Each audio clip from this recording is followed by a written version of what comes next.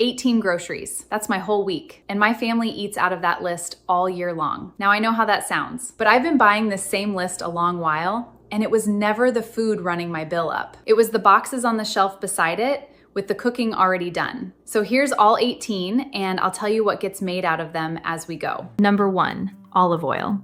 That bottle of salad dressing on the shelf is oil and vinegar and a little seasoning, and every bit of that is already standing in your kitchen. I shake mine up in a jar with a splash of vinegar, and the same bottle starts nearly every supper in this house, an onion going soft in a little oil. I rub it over the chicken before it roasts, and I toss the vegetables in it before they go in the oven. Now keep yours in a cupboard, not out by the stove. Light and heat spoil olive oil, so it turns flat and starts to smell old long before you've finished it. Nobody told me that for years, and mine sat right there by the burner the whole time. Number 2, garlic and onions. I count the two of them as one because I have never in my life used the one without reaching for the other. This is where the flavor comes from, and it's the reason a plain supper doesn't taste plain. Buy the onions in a mesh bag and not a plastic one, and the garlic in whole bulbs, not the jar of it already chopped, because the jarred kind goes flat and you end up using a good deal more of it to taste it at all. Onions want a dark cupboard with air moving around them, so leave them in that mesh. A plastic bag holds the moisture in, and they go soft on you inside a week, and keep them well away from your potatoes. I'll come back to that when we get to number 8. Kept that way, one mesh bag and a couple of bulbs will see my family clear through the week. Number 3, a whole chicken, not the tray of boneless breast. Pound for pound, the whole bird comes in well under the breast at my store, and it does 2 more jobs besides. I roast it with an onion and a little of that oil, and that's Sunday supper. Monday, I pull the cold meat off the bones for sandwiches, or I stir it into a pot of rice. Then the bones go in my biggest pot with an onion end, a carrot and water over the top, and they sit at a low simmer most of the afternoon. I've told you before that my grandmother never bought broth a day in her life, and this is how she managed it. Now, wash your hands and the board in hot soapy water the minute that bird goes in the oven before anything else touches them. 1 bird, 3 suppers, and a pot of broth. Number 4, ground beef, 1 package, and it's the only red meat on this whole list. A pound of it with an onion and a can of tomatoes is a chili, or a pot of sauce for the pasta, or a shepherd's pie with the potatoes mashed over the top. Leave the tomatoes out and it's a meatloaf. 4 different suppers out of the same package. Buy the bigger pack rather than the little tray, because the little tray always costs more for what you get. Then break it down the day you bring it home. Press it flat in freezer bags, thin as you can get it. Move one down to the refrigerator the night before, and it thaws while you sleep. If you forgot, a flat one thaws in a bowl of cold water in about an hour. Don't let that water sit there and warm up on you. Pour that water off halfway through and cover the meat with fresh cold water. Then it goes straight in the pan when it comes out. Don't thaw ground beef on the counter. The outside of it warms up long before the middle is thawed, and that warm outside starts to turn while you're standing there waiting on the rest. It takes half the afternoon anyway, and that's the night everybody ends up eating out of a delivery box. Number 5, dried beans and lentils. 1 bag gives you several cans worth for less than the cans cost. The lentils don't even need soaking. 20 minutes on the stove and they're done. Stir a cup of cooked lentils into a pound of ground beef, and it stretches the meat a long way. I showed you that one back when we went through the meat counter, and it isn't only for the weeks that run tight. Lentils go in my cart every single week. The beans are a longer job. They want to soak overnight. Pour that soaking water off in the morning and cover them with fresh before they go on the stove. Then it's a low simmer until they give. So I put a pot of them on Sunday afternoon and freeze what we don't eat, a supper's worth to a bag. Then on a week when I've got nothing, it's already cooked and waiting on me. 1 real warning here. If you're cooking dried red kidney beans, they get a hard rolling boil for 30 full minutes first, no matter what pot you're cooking them in. A slow cooker on low never gets hot enough to do that on its own, so the boil happens on the stove before they ever go near one. Undercooked kidney beans will make you good and sick. Number 6, eggs. I buy 1.5 dozen at a time, and this is the supper you make when there is no supper. And they keep longer than folks think.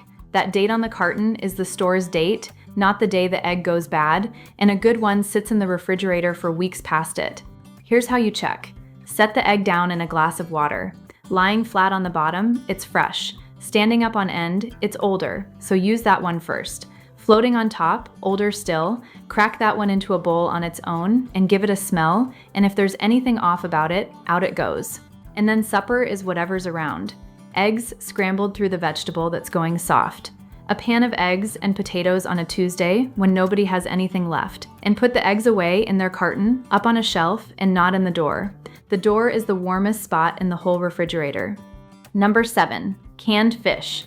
Tuna, salmon, sardines, whichever one your people will actually eat. Tuna stirred through pasta with a little oil and garlic is on the table in the time it takes the water to boil. Canned salmon makes patties with an egg and a handful of oats. Buy the salmon with the bones left in, because it costs less and those little bones mash right in with a fork and nobody ever knows they were there. Keep 2 or 3 cans back in the cupboard at all times, and on the evening everything falls apart, there's still a supper in the house. Number 8, potatoes. I take the big sack every time because the price a pound keeps dropping the bigger that bag gets. Roasted with the oil and the garlic, mashed under the beef, or cut up in a pot of soup so a little meat feeds a whole table. And look at what else that store sells you as potatoes.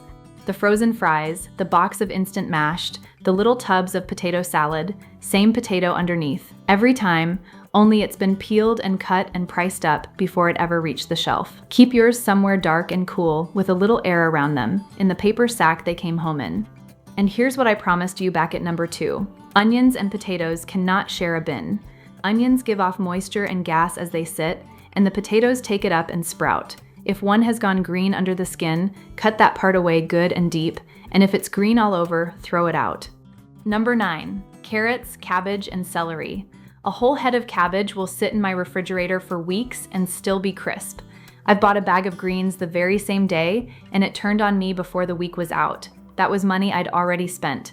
That's why these 3 ride together in my cart. They keep, and not one of them needs a thing done to it. I've told you before to buy your produce whole instead of cut up in a bag. The little bagged carrots and the celery cut into sticks in a tub are the same story, and they come home already on their way out. So I buy these 3 whole and do the cutting here. A quarter of the cabbage shredded for a slaw, a wedge dropped in the soup, the rest fried down with an onion. The celery goes in the soup pot, and the leafy tops off it go in the broth with the chicken bones. One thing before we get back to groceries. There's more of this than ever fits in one video, so I put it all into a book over at thehannahbrooks.com. If you want it, it's there. That's all. Number 10, frozen vegetables, the plain bags only. Now, frozen broccoli does not come out of the pan like fresh broccoli, and I won't pretend it does. It comes out softer. But in a soup or a casserole, you'd never know the difference. And it means there's a vegetable in this house even the week I don't get to the store. A bag of peas in February beats the tired fresh ones sitting under the light at the store because these get picked and frozen quick.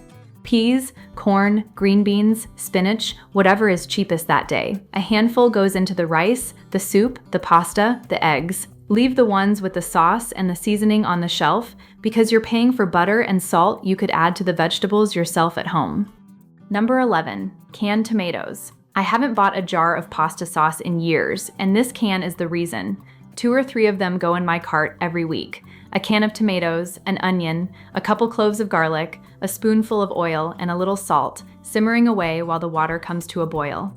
Do that twice and you'll never measure it again. The same can goes into the chili with the beef and the beans, and into the soup with the cabbage and the carrots. 1 can, and it turns up in 3 different pots before the week is out. Number 12, pasta, a box or 2, and the sauce is whatever you've got. Tuna and oil and garlic, beans and tomatoes, last night's chicken, and whatever vegetable is left in the drawer. Now do this one thing with it. Before you drain it, dip out a cup of the water it cooked in and stir a splash of that back into the pan with your sauce. There's starch in that water, so it pulls the sauce onto the noodles instead of leaving it pooled in the bottom of the bowl. It costs you nothing, and it's the one thing a jar can't do for you. Number 13, rice. I buy the biggest bag my cupboard will hold, and I cook more of it than we need every single time. Cold rice is what fried rice is made of, and fried rice is how the last of everything else on this list leaves my refrigerator. Get that extra cooled and into the refrigerator inside the hour though.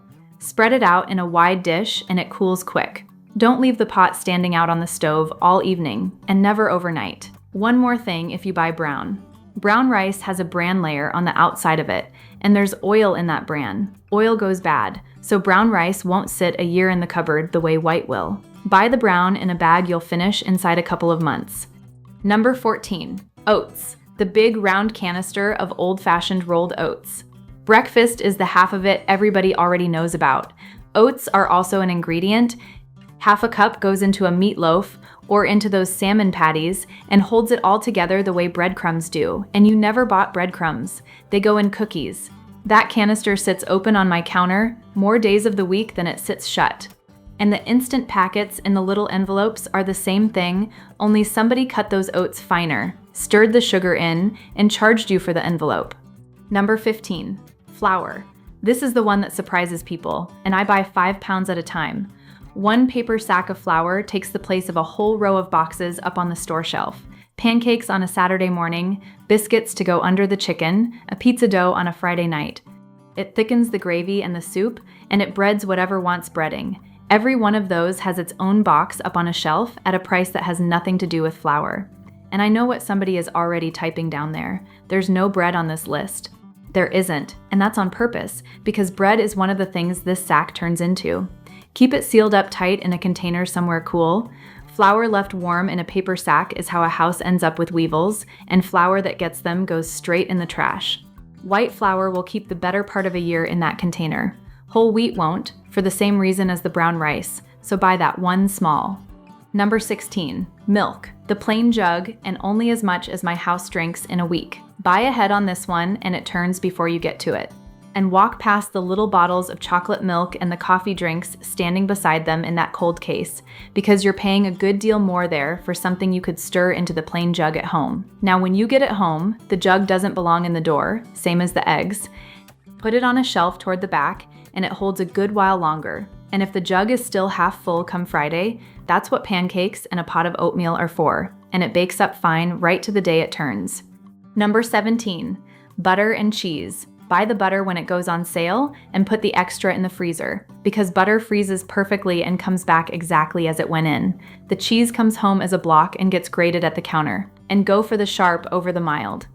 A smaller amount of it does the same job, so one block goes a good deal further.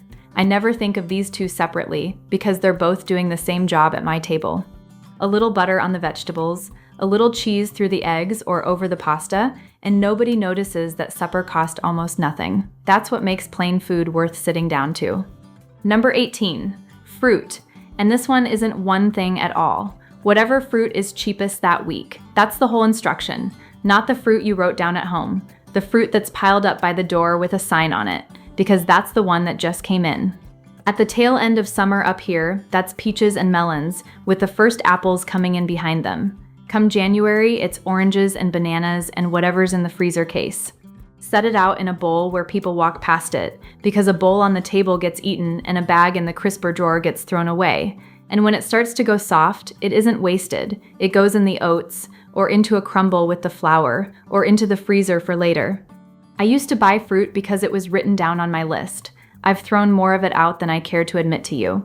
Now I buy whatever's cheapest that week, and it gets eaten before I've had time to think about it again. That's the 18, and it's my cart week after week. A full table out of that little list is a blessing I've never once taken for granted. Now tell me where I'm wrong. Which one would you throw off this list? And what would you put in its place? I'll be down there reading every single one. And YouTube's found you one more money saver up there. Take a look at that one, and I'll meet you there.